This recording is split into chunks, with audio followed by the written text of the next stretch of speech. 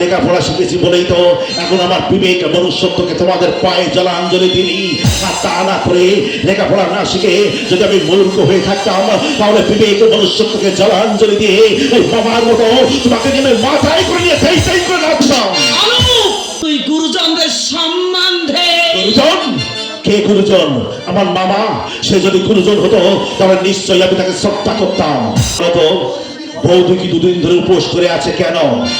বৌদি উপোস করে আছে কেন আমি কি করে জানবো বাবা? আমি যদি বলি বৌদিকে তুমি দুদিন ধরে উপোস করে রেখেছো? আনু আমি? হ্যাঁ তুমি। কারণ ওই তরকারিতে একটুখানি লবণ কম দিয়েছিল বলে সেই অপরাধে তুমি তাকে দুদিন খেতে দাওনি। বলো মা, কি অপরাধ করেছে আমার বৌদি?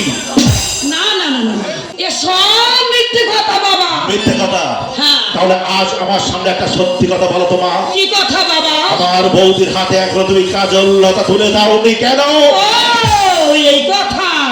ওরে বাবা, কাজল লতা দেয়নি কেন জানিস? কেন? ওরে আমি তোর বিয়ে দিয়ে এই ঘরে আমার লক্ষ্মীর মতো বৌমা এনে আমি তার হাতে ওই কাজল লতা তুলে দেব। আমি ওই কাজল লতাটা যার তার হাতে তো আর তুলে দিতে পারি না রে বাবা। দারুণ দারুণ। আচ্ছা মা, তুমি আমার বিয়ে দেবে তাই না? হ্যাঁ বাবা। সত্যি বলছো আমার বিয়ে দেবে? হ্যাঁ। বিয়ে তো আমি করবো না। কেন? এক পুত্র বধূকে তুমি এখনো মেনে নিতে পারোনি মা, তাই আর এক পুত্র বধূকে তুমি যে কোনোদিন মেনে নিতে পারবে না সেটা আমি ভালোভাবে জানি মা। তাই আমি চাই না একটা মেয়েকে এই বাড়িতে বউ করে নিয়ে এসে তার জীবনটাকে এমনি ভাবে খাতা বিখ্যাত করে দিতে। আগো, আমাকে তুমি যতটা ভালোবাসো ঠিকই ততটা তুমি আমার দাদাকে ভালোবাসো মা। দেখবে তোমার জীবনটা হাসি আনন্দে ভরে যাবে মা।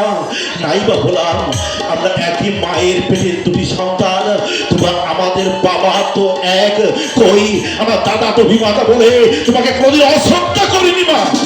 আনু, আমি এই সংসারে যা কিছু করি বাবা, তুই একটা কথা মনে রাখিস, আমি সব তোর ভালোর জন্যই করি বাবা। আমার ভালোর জন্য তুমি কই কই সাজতে যেও না মা।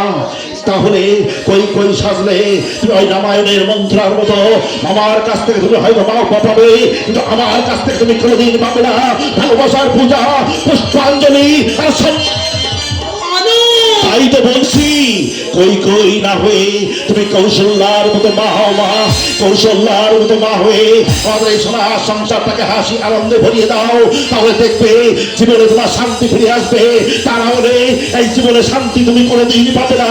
তাই আজ যে পাপ তুমি করেছো তার জন্য শাস্তি তোমাকে একদিন না একদিন পেতেই হবে। আর এ যদি মিথ্যা হয় আকাশে চন্দ্র সূর্য থাকবে না, নদীতে জোয়ার ফলে চলবে না, এই মায়ের সন্তান কোনোদিন শান্তিতে ঘুমোতে পারবে না মা।